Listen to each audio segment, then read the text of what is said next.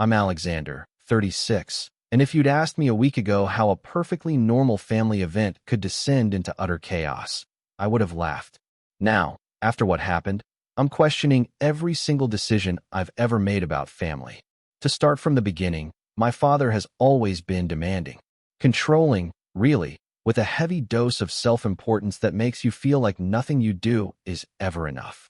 My aunt, on the other hand, has perfected the art of snapping at everyone around her, like the world exists solely to serve her whims. And me? I'm just Alexander, the one who's always tried to keep the peace, the one who always ends up being the responsible adult when everyone else throws a tantrum. But after what happened last weekend, I've realized trying to be reasonable with unreasonable people is a wasted effort. It all started with what was supposed to be my son's bar mitzvah. My son, Jonah, is 17, and he's a bright, independent kid, intelligent, polite, and perhaps too good at following directions. My parents had, of course, made it clear from the very beginning that this wasn't just any ceremony. In their world, the family had to make a grand showing of authority, control, and perfection.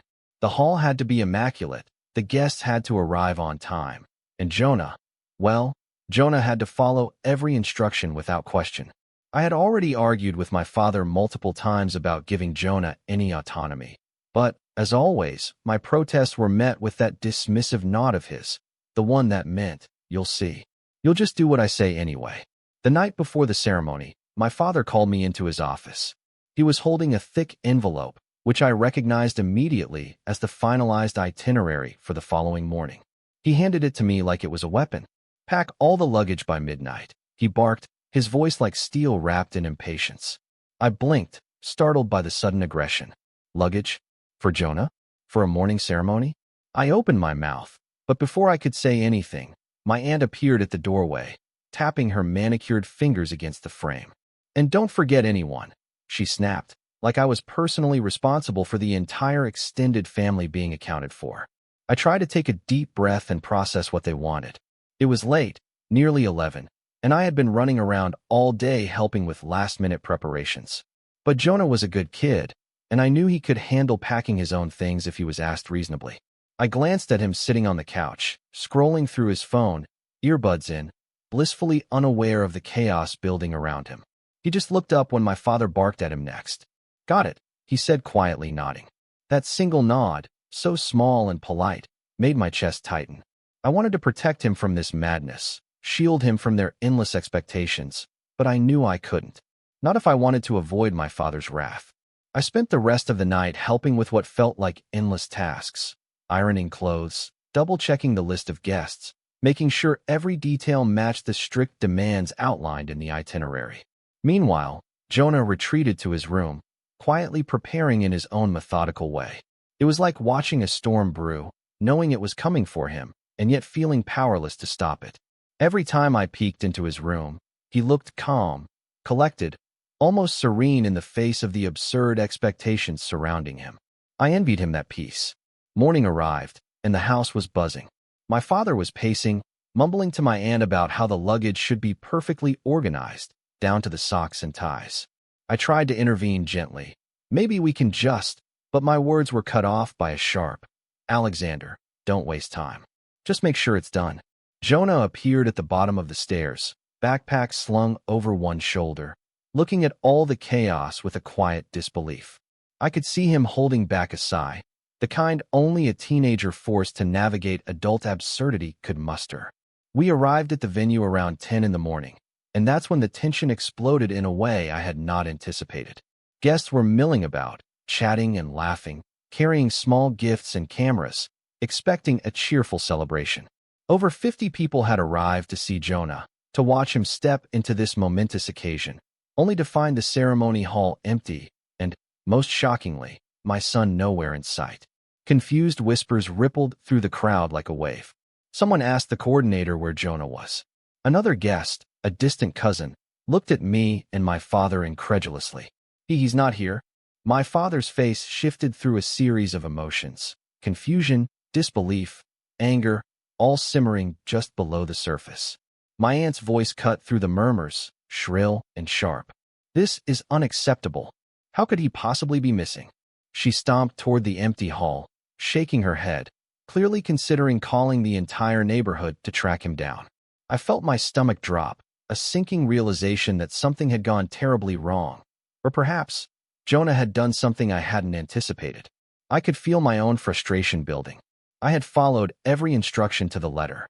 I had made sure the luggage was packed, every name on the itinerary accounted for. I had done everything I could to ensure this event went smoothly. And yet here we were, chaos incarnate, with family members whispering accusations, eyes darting back and forth between me, my father, and the empty hall. My father, who had handed all this responsibility over to me and my son, now looked at me like I was the cause of this disaster. And then, just as the murmurs grew louder and the tension thickened, Jonah appeared. Not walking toward the hall, not with an apologetic smile, not at all. He was standing at the edge of the crowd, arms crossed, watching the family scramble, his expression unreadable. A moment of silence stretched, heavy and electric. Guests turned, staring at him as if he were the storm incarnate itself. The very reason their mourning had become a spectacle of confusion and disappointment. My father opened his mouth, probably to bark another command, but no words came. My aunt's hand went to her chest in shock, her face paling, and I felt something shift in the air, like a dam had burst and no one knew where the water would go. I wanted to scream at him, ask him what on earth he was doing, but I caught his eye, and there was something in his expression that stopped me cold. It wasn't fear or guilt or even nervousness. It was calm. It was deliberate. And deep down, I realized that whatever Jonah had done, he had planned it with intention.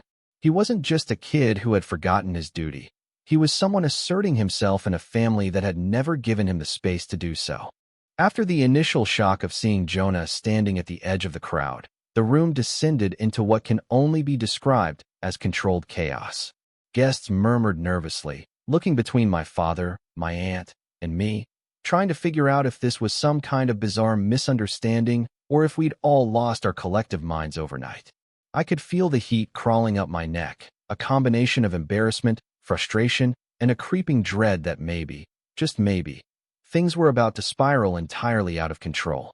I hadn't anticipated that the morning would end like this, and, honestly, part of me wanted to disappear into the nearest empty corner.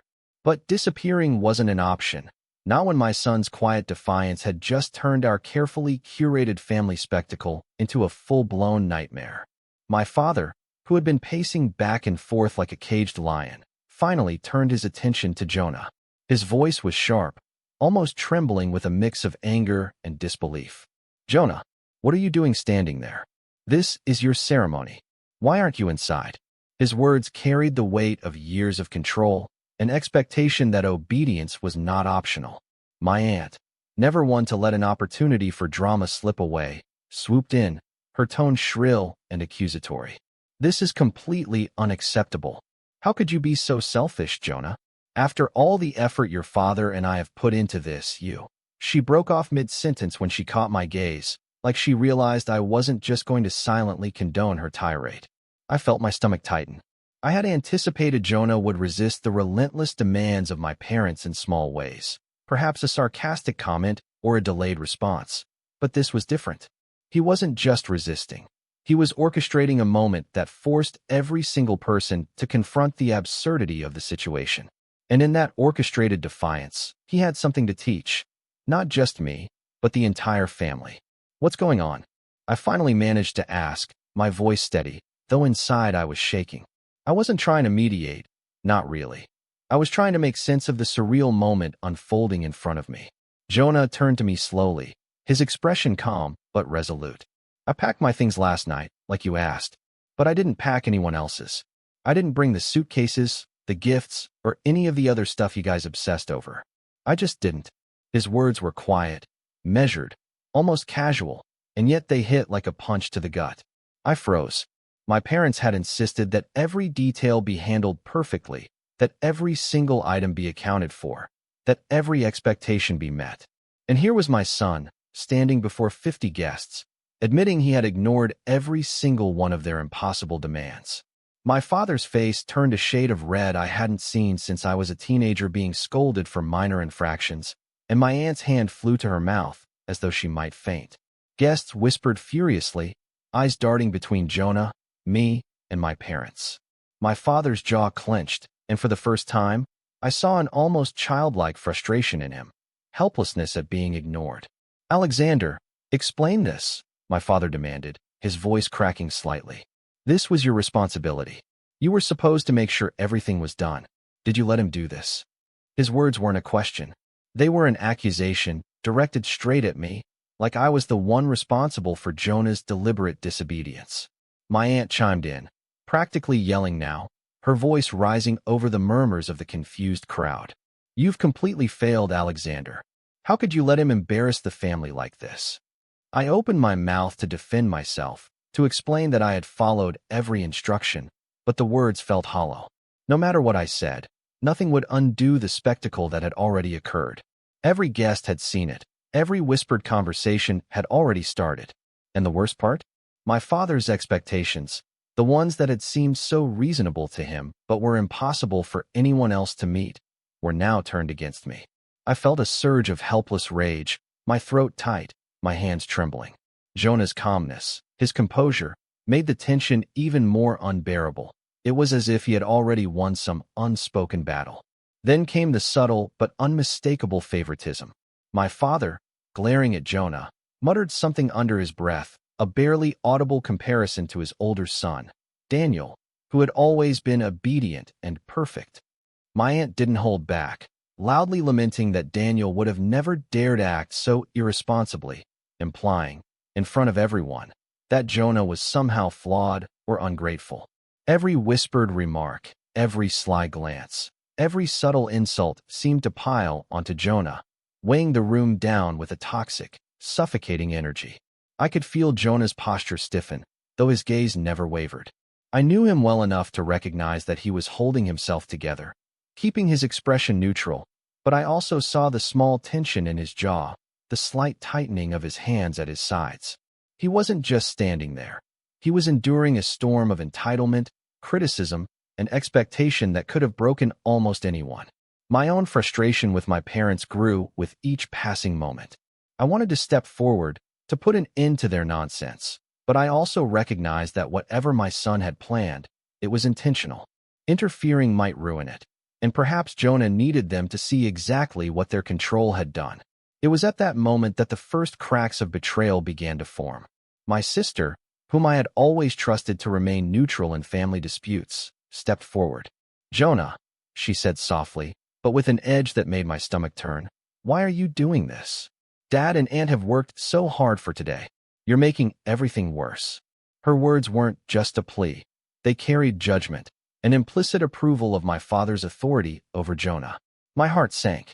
She had always been the mediator, the one who tried to balance the family scales. Now she had chosen a side, against her own nephew. I could see the disappointment in her eyes, the way she had bought into the narrative that Jonah's defiance was a personal failure rather than a justified act of autonomy. Jonah's response was barely audible, a quiet, firm, almost heartbreaking. "I just wanted to be treated like a person, not a checklist." The words seemed to hang in the air, heavy and accusing. Guests shifted uncomfortably, some nodding in silent sympathy, others still confused by the escalating family tension. My father's face darkened further, a storm brewing behind his eyes, while my aunt shook her head in disbelief, muttering about the embarrassment and the ruined reputation. And then came the moment that truly broke the dam.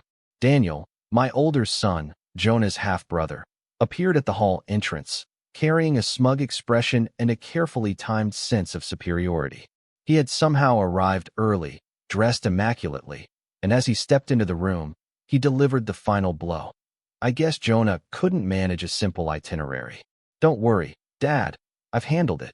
My sister's eyes lit up with approval at Daniel's words, and I could feel the betrayal of family alliances solidifying around me. Jonah's lips pressed into a thin line, his eyes flashing briefly with hurt and anger.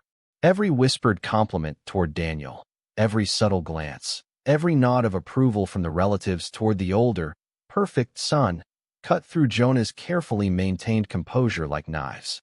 I could feel my own chest tighten with a mix of anger and helplessness. The favoritism wasn't subtle anymore. It was blatant, cruel, and intentionally humiliating. The air in the room felt suffocating, heavy with the weight of entitlement and expectation. Jonah, who had dared to stand up and assert himself, was now being surrounded by family members who had collectively chosen to shame him for daring to exist on his own terms. And yet, through it all, Jonah remained calm. I watched him, my chest aching, and realized something terrifying and liberating at the same time. This wasn't just about the ceremony. This was about long-standing patterns of control, entitlement, and manipulation, all converging on a single, pivotal moment. My parents' obsession with perfection, my aunt's relentless criticism, my sister's betrayal, Daniel's smugness. All of it had created a perfect storm. And Jonah, in his quiet, deliberate way, had chosen to confront it head-on, forcing the family to reckon with the consequences of their behavior. The whispers of the guests grew louder, the tension in the room so thick it was almost tangible. My father's face, red with rage, began to twitch slightly, his voice tight as he attempted to regain control. My aunt, hovering at his side, muttered something about calling everyone to leave if Jonah didn't comply. And yet, Jonah didn't move. He stood his ground, the calm in the center of the chaos, like the eye of a storm. I wanted to cry, to scream, to do something, anything, to protect him from the unfairness of it all. And deep down, I knew that whatever was about to happen next would change everything, for all of us. Because in a family like ours, betrayal wasn't always obvious. Sometimes it was quiet. Sometimes it came in the form of a trusted ally siding with the entitled, the greedy, or the controlling. And that betrayal, subtle but deadly, had just fully revealed itself. After the debacle at the ceremony, the following days were a blur of anger, shame, and helplessness. I remember driving home from the hall that morning, the city blurring past the windshield like a smear of colors, my hands gripping the steering wheel so tightly I could feel the tension in my knuckles. Jonah sat in the passenger seat, quiet, headphones in, seemingly untouched by the chaos he had orchestrated. And yet, when I glanced at him, I could see the subtle lines of stress around his eyes, the tension in his jaw that no one else would have noticed. He had done what he thought was right, but the fallout, was crushing. Back at home, my father refused to speak to me. Not because of Jonah's actions, but because I had allowed them. My aunt, meanwhile, had made her way through the house, loudly complaining about the embarrassment, muttering under her breath about ruined reputations and wasted time. Guests from the ceremony called, texts and emails piling up, some sympathetic, some confused, some subtly judgmental. I felt like I was sinking into a pit of responsibility I had never asked for, one my family had meticulously constructed around me. My sister avoided eye contact, Daniel's smug behavior didn't stop, and every corner of the house seemed to echo with the chorus of everyone else's superiority. I couldn't sleep that night. I lay awake, staring at the ceiling, my mind spinning with anger, disappointment, and a creeping sense of failure. I kept replaying the morning over and over, wondering what I could have done differently. Could I have intervened with Jonah? Could I have prevented the humiliation? Should I have, stood up to my father and aunt earlier? Each thought was a needle, pricking at my sense of self, leaving me raw and exhausted. I began questioning everything, my role in the family, my judgment, and even my own worth. Jonah, of course, seemed unshakable. He moved through the house as if nothing had changed, quietly tending to his own routines, calmly doing his homework, and occasionally glancing at me with a look that said, "You're not alone in this." But even his composure highlighted my own crumbling confidence. I had always been the reliable one, the stabilizer, the person who ensured family events went smoothly. Now, I realized that reliability had been a trap, one that kept me chained to their endless expectations, one that rewarded compliance and punished independence. I had been so focused on doing everything right that I had forgotten to ask myself what right actually meant. For the next few days, I withdrew. I avoided my father's calls, ignored my aunt's incessant messages, and limited interactions with relatives who seemed eager to discuss the catastrophe at the ceremony. I spent hours in my office, staring at the computer screen, not because I was working, but because I needed an escape from the relentless noise of entitlement that had always surrounded me. I felt small, trapped, like a puppet whose strings had been cut, but only partially, leaving me dangling in midair. I wasn't sure who I was anymore, only that I could no longer operate under their rules, and yet I didn't know how to break free entirely. It was during one of those long, sleepless nights that I realized something crucial. The only person whose approval I truly needed was my own. The people who had made me feel like a failure, my father, my aunt, even my sister, were not entitled to dictate my worth. Their favoritism, their insults, their manipulations, they reflected them, not me. And if I could internalize that truth, if I could really embrace it, I could begin to rebuild the life they had spent years trying to control. I started small. I began organizing my own projects, things I had put off for years because they weren't worthy of attention in the family hierarchy. I enrolled in online courses I had been interested in, started researching ways to expand my small business, and even reached out to a few trusted friends who had always encouraged me to prioritize my own goals over family expectations. Each small step was like putting another brick in a wall I was building around my sense of self, a wall that wasn't about isolation, but about protection and reclaiming agency. Jonah was my quiet partner in this rebuilding. While he hadn't participated directly, he offered counsel and perspective in his own calm, deliberate way. One evening, as I wrestled with the overwhelming pressure of starting a new project, he leaned over and said, "You've spent too long trying to make them happy. You need to make yourself happy first. Otherwise, nothing else matters." Simple words, but they hit me like a hammer. I realized he had always understood the dynamics better than anyone in the family, even me. He had seen the toxicity, understood it, and chosen a path of measured resistance. And now, seeing him model that quiet strength, I began to understand that I could do the same. The transformation wasn't immediate. There were days when I still felt the weight of their judgment pressing down on me, when I wanted to throw everything away and disappear. My father's messages demanding explanations, my aunt's sharp remarks, my sister's subtle scoldings, they continued, like persistent shadows I couldn't shake. But I began responding differently. I stopped apologizing for things that weren't my fault. I started setting boundaries, politely but firmly, and noticed how disoriented they became. They were used to compliance, to having their expectations met without question. When I began saying no, when I started asserting myself, it created a ripple of discomfort, one that I realized I could use strategically. Slowly, I began to focus on success outside of their influence.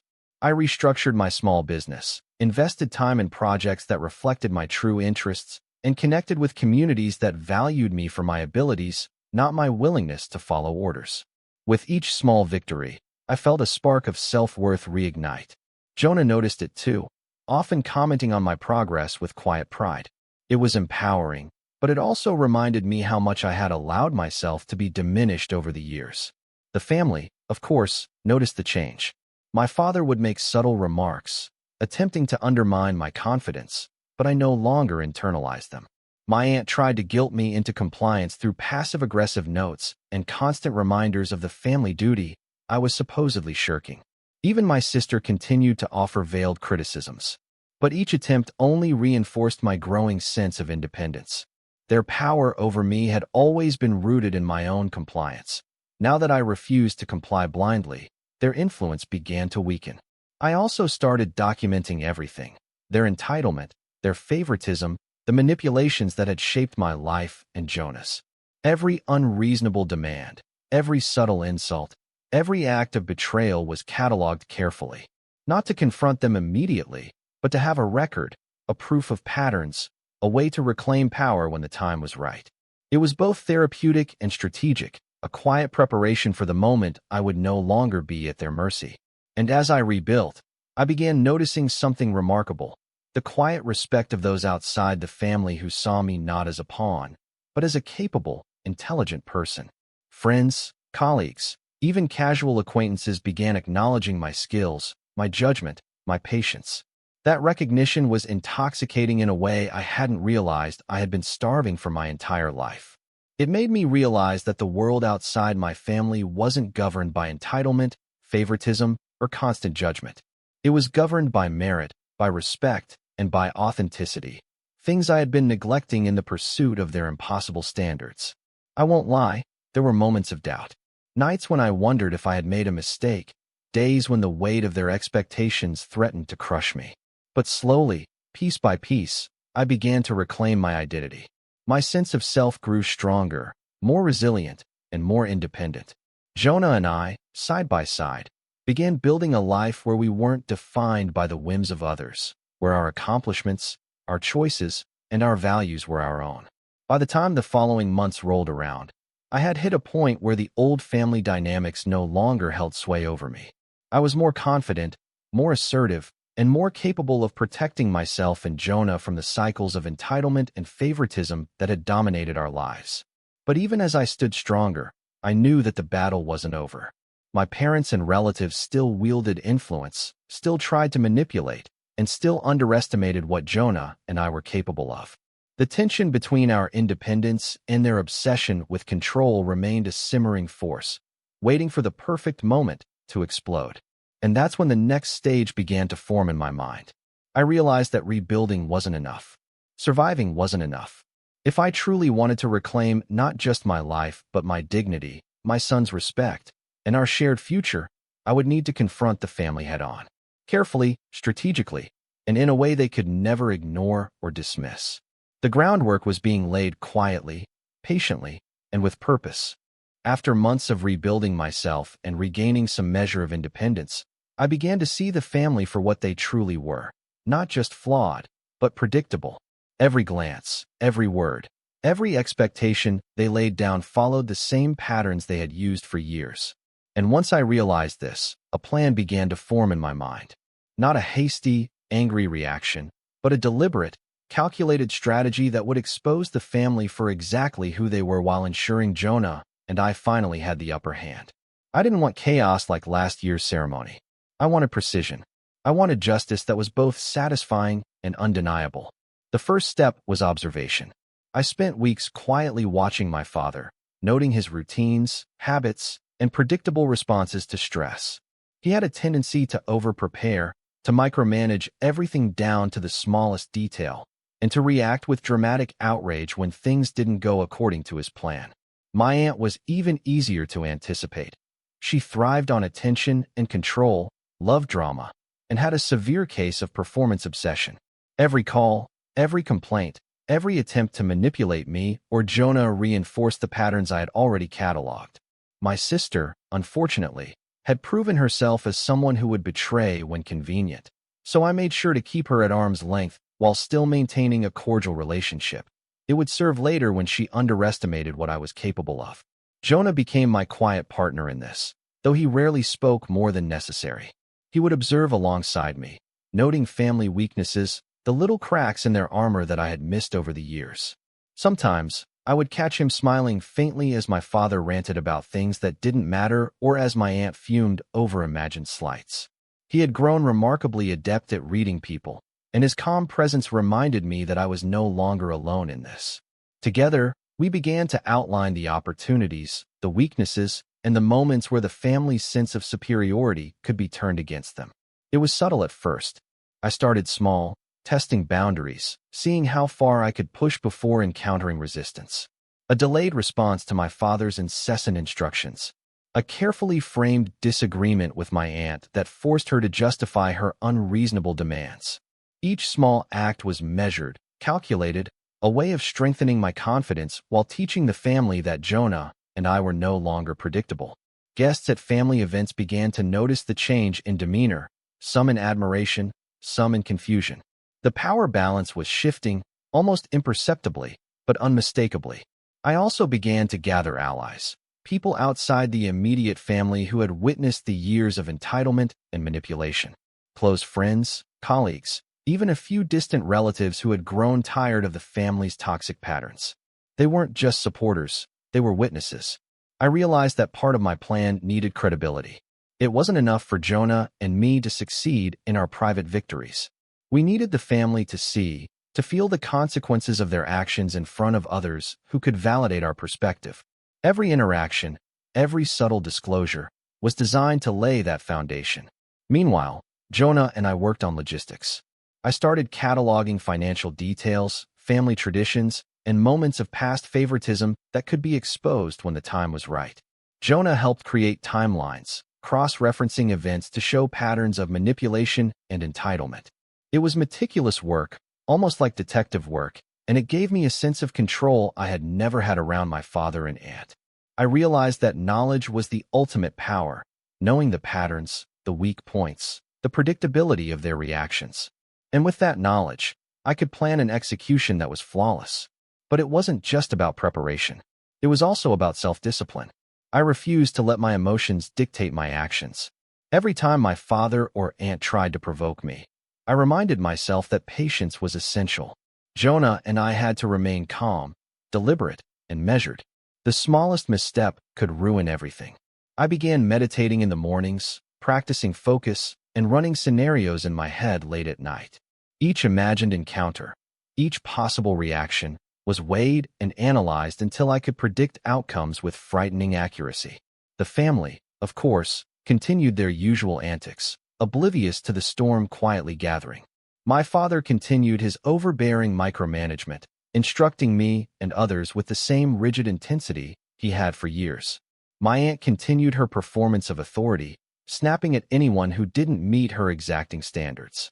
My sister continued to play both sides, never fully committing to any position, believing herself clever and untouchable. And Daniel, blissfully arrogant, remained the golden child, unaware that his perceived superiority was already being undermined. Each of them thought they were untouchable, that Jonah and I were still the predictable pawns they had always controlled. Their arrogance, as always, would be their undoing. The next part of the setup was subtle manipulation of events. I began arranging gatherings where the family's entitlement would become visible, where their attempts to assert control could be exposed. I orchestrated situations that mirrored past humiliations, but with a twist. They would now be revealed to the very people who had witnessed their behavior over the years. Guests, distant relatives, and friends who had long been silent observers would now see the patterns for themselves. Jonah and I quietly ensured that every interaction, every misstep, would be noted, recorded, or witnessed. It wasn't cruelty. It was strategy. It was exposure. Financial leverage also became part of the plan. Over the years, my parents had been careless in how they managed certain family assets, always assuming compliance and trust. I quietly examined these, noting opportunities to shift the balance in ways that wouldn't be immediately obvious. I wasn't reckless, but deliberate, turning years of control and entitlement into tangible points of leverage that could not be ignored. I even consulted legal and financial advisors discreetly, ensuring that when the moment came, we would not just be morally right, but practically untouchable. Meanwhile, I observed their psychological weaknesses. My father thrived on appearances, desperate for recognition, unable to tolerate being seen as anything less than perfect. My aunt craved attention, easily flustered by public embarrassment or situations that undermined her authority. My sister's insecurity made her susceptible to manipulation when it seemed aligned with her self-interest. And Daniel's arrogance, while seemingly innocent, made him oblivious to threats, a flaw I could exploit. Every conversation, every interaction became a test. Every minor victory, every slip, was cataloged, analyzed, and stored for the right moment. Jonah's role grew steadily. His quiet defiance was a constant reminder to the family that we were no longer predictable. He began asserting himself in small ways, deliberately missing minor instructions, asking questions that exposed illogical expectations, making calm, precise observations that others ignored at first but began to notice over time. Each act was measured, deliberate, designed to build confidence, credibility, and anticipation for the eventual confrontation. His poise and intelligence became a source of strength for me, a confirmation that our plan was on track. I began to dream bigger. The bar mitzvah fiasco had been small in scale but enormous in consequence. Now, I considered larger, more intricate scenarios, situations where the family's entitlement, favoritism, and hypocrisy would be laid bare to the people whose opinions they valued most. Public gatherings, family meetings, carefully orchestrated events, all would serve as stages for the revelation of truth. But everything had to be precise. One misstep, one overly aggressive move, and the plan could collapse, leaving Jonah and me vulnerable once more. Patience and precision became my watchwords. The months of preparation also included emotional readiness. I knew I could not let anger dictate my actions. Every moment of restraint, every decision to remain calm in the face of provocation, strengthened my resolve. I learned to view my father's tantrums and my aunt's shrill commands as signals rather than threats, cues that guided the timing and placement of our next steps. I trained myself to respond with strategy rather than impulse, turning years of emotional abuse into tools for our eventual victory. And slowly, almost imperceptibly, the atmosphere around us began to shift. The family still believed they held power, still assumed compliance, still relied on their habitual dominance. They had no idea that the tides had turned, that Jonah and I had quietly built a structure of preparation, observation, and strategic leverage that would allow us to control the next phase of our interactions.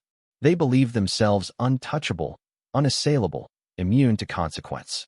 And in that belief lay their fatal flaw. The perfect opportunity, I realized, would not be created by anger, nor by a single dramatic act. It would be orchestrated with patience, with subtlety, and with the full weight of months of preparation. Jonah and I were ready to expose every act of entitlement, every betrayal, every favoring of one child over another, in a way that could not be dismissed. Every guest, every ally, every documented detail had been lined up, waiting for the moment we chose to reveal it. And in that quiet, patient readiness, I felt a sense of empowerment I had never experienced before. This was no longer about mere survival. This was about reclaiming respect, asserting justice, and demonstrating beyond a shadow of a doubt that our voices, our choices, and our dignity mattered more than their expectations, their manipulations, or their sense of entitlement. The pieces were in place, the stage was set, and the storm was ready to break, but only on our terms, in our time, and with precision that would leave them no room to deny the truth. The day finally arrived, and the culmination of months of careful observation, planning, and quiet maneuvering was about to unfold.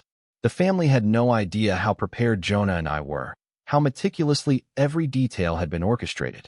I woke that morning with a clarity I hadn't felt in years. Every nerve, every thought, every action was aligned toward the execution of a plan that would finally expose the entitlement, favoritism, and hypocrisy that had ruled our lives for so long. I looked at Jonah, and for the first time in my life, I felt truly equal to my parents. We weren't just surviving. We were about to rewrite the rules. The event was billed as a family gathering, a celebration of sorts, under the guise of a casual brunch. I had invited distant relatives, a few close friends, and even some of the business contacts who had quietly witnessed my parents' controlling behavior over the years. I wanted witnesses, not just for credibility, but to make the eventual fallout undeniable. The hall was neutral, elegant, and free from the emotional charge of the previous ceremony. Every detail was chosen to give us the upper hand. No surprises for Jonah, no last-minute demands from my father, and absolutely no distractions. The family arrived, blissfully confident. My father's posture was rigid, every step measured, as if the world were still his to command. My aunt was a storm of rehearsed elegance, checking hair, nails, and attire, muttering under her breath about how she should have supervised every aspect of the event. My sister floated in, her eyes darting, calculating, unaware that she would soon be caught in her own web of favoritism and betrayal. And Daniel, was smug, the embodiment of self-satisfaction, certain that the gathering was another stage for him to shine while Jonah and I simply existed in the shadows. I greeted them calmly, with deliberate warmth. No hints, no foreshadowing, just normalcy. I watched their expressions carefully, noting every flicker of surprise or suspicion, storing each in my mental ledger. Jonah stayed beside me, quiet, confident, an anchor of calm in the storm. The first interactions were deceptively ordinary, pleasantries, small talk, the subtle testing of boundaries. My father made a few casual comments about previous events, clearly fishing for confirmation of his authority. My aunt complained quietly about minor details in the setup, testing if her old tactics still held sway. And my sister, ever the opportunist, offered idle comments meant to curry favor, not realizing she was walking straight into the trap we had designed. The first move was subtle but devastating. I asked my father to help with a small logistical task, something he would normally insist on controlling entirely. When he complied, I quietly noted the action in front of the witnesses, framing it as an example of the meticulous control he had exerted over every family event for years. My aunt, naturally, objected, claiming the task was trivial, beneath her, and that it should have been handled by me. I calmly countered, explaining that this was exactly the type of overreach that had caused past chaos, subtly framing her behavior as the source of long-standing family tension. Guests glanced at each other, noticing the small but pointed observations. The next phase was even more precise. I had arranged for old documents, receipts, and records of previous family events to be displayed discreetly, items showing favoritism, financial mismanagement, and manipulation. My father and aunt were oblivious, still assuming their authority when unquestioned. One by one, I referenced them casually in conversation, exposing patterns of behavior that had always been brushed under the rug. "Remember last year's celebration?" I asked, with calm neutrality, letting the guests see the awkward glance my father exchanged with my aunt. I noticed how some children were given far more attention than others. I didn't need to elaborate. The implication was crystal clear. Jonah's presence added weight, his quiet nods reinforcing the points I made without a single word. Then came the strategic exposure of betrayal. My sister, who had sided against Jonah during the bar mitzvah fiasco, was quietly confronted. I referenced specific moments where she had actively chosen to support the entitled narrative, using subtle phrasing to highlight her alignment with favoritism rather than fairness. "It's fascinating how much influence we give to appearances, isn't it?" I said casually, glancing around. Even those who claim neutrality sometimes end up shaping outcomes in ways they don't even realize. Her face paled as the realization dawned. Everyone was witnessing her complicity. Daniel, predictably arrogant, was next. I orchestrated a scenario where he was given a small task in front of the guests, something requiring judgment and responsibility.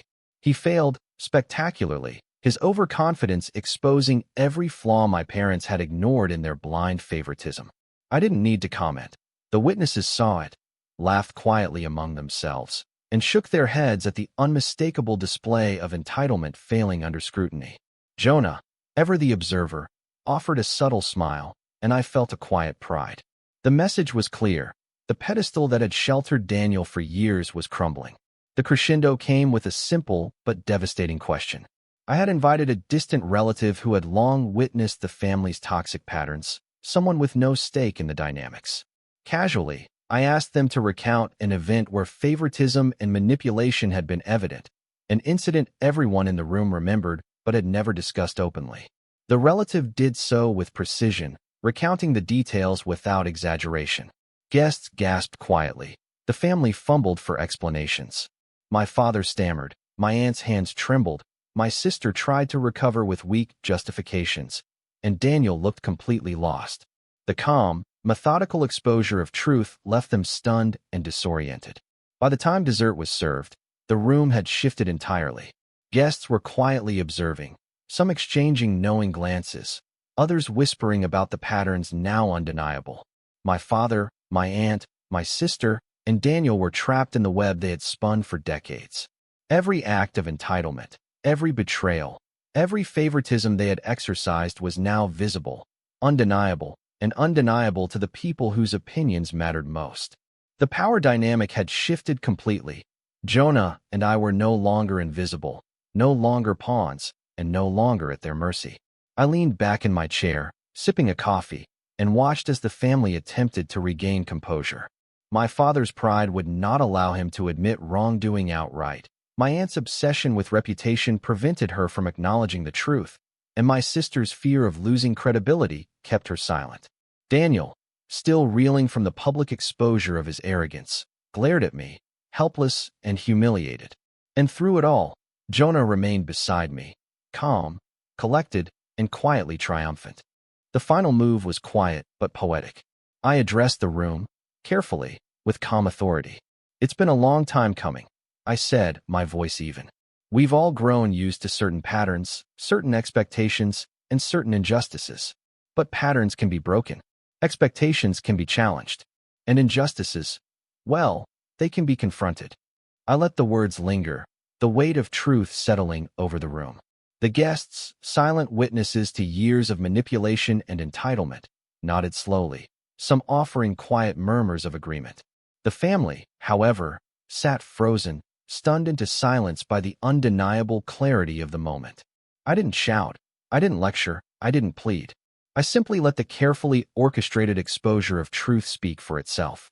The guests had seen the favoritism, the manipulation, the betrayal, and they knew who had endured it and who had caused it. My father's authority was shattered, my aunt's control exposed, my sister's duplicity laid bare, and Daniel's arrogance publicly humbled. It wasn't a dramatic outburst. It was quiet, precise, and devastatingly effective.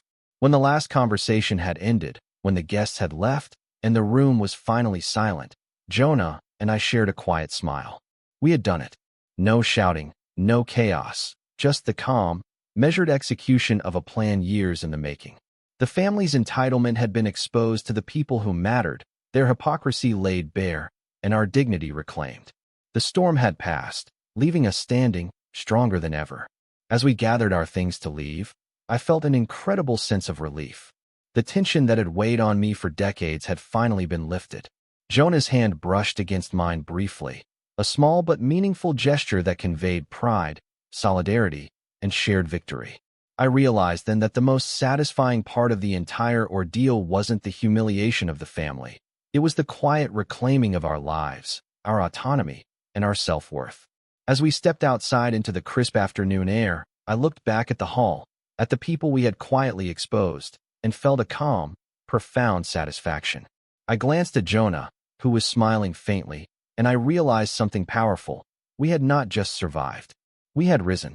And from that day forward, nothing would ever allow them to diminish us again.